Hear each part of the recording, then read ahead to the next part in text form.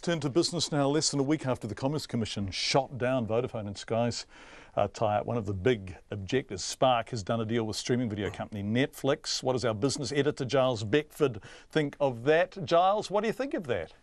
Well, it's a somewhat logical expectation. We had not been too surprised. There have been some rumours for quite some time that Spark had been talking to Netflix, and clearly the Sky TV Vodafone merger would have cleared its mind and perhaps hurried it up a little to try and do a deal. Remembering Netflix is the extremely popular subscriber video streaming service. It has not Game of Thrones. I think it's the House of Cards is one of its top dramas.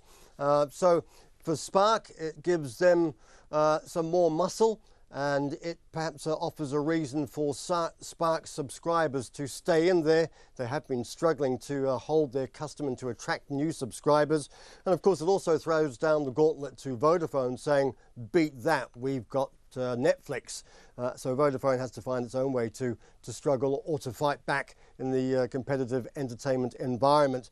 One might think that it raises questions about Spark's own subscriber streaming service, Lightbox, and whether that in fact has a long-term future, but we'll wait and see. And perhaps Sky might feel a little aggrieved that Spark was leading the charge against them and was trying to kill down the merger, which in the end did happen, and they've taken advantage of that to tie up some exclusive content. So we'll wait and see what happens for the time being.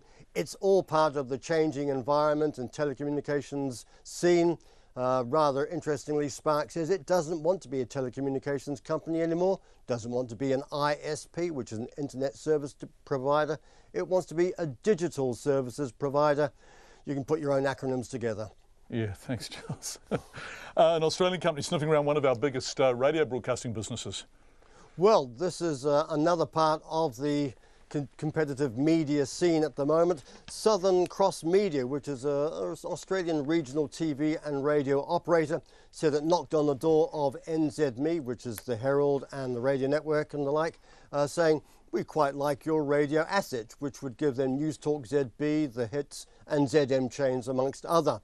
Now, NZME has an exclusive merger deal with Fairfax New Zealand, or Fairfax Australia, for the New Zealand assets, and says, go away, we've got this deal going. We'll wait and see whether in fact that's extinguished Southern Cross's ambitions, because clearly if the Commerce Commission is of the same rather hard-edged, hard-nosed view that it was about Sky and Vodafone, then it might say to NZME and Fairfax Australia, I'm afraid your merger is not going to go ahead either, in which case that might bring back Southern Cross to sniff around the assets. It might also bring out the supposed phantom bidders that were sniffing around the New Zealand newspapers of Fairfax before Christmas, supposedly willing to pay up to about $120 million. And we'll get that Commerce Commission decision in the middle of next month. Thanks, Charles. What did the markets do today? Share market had an update, up 21 points at 7,079. The New Zealand dollar holding around 72 US cents and 93.5 Australian.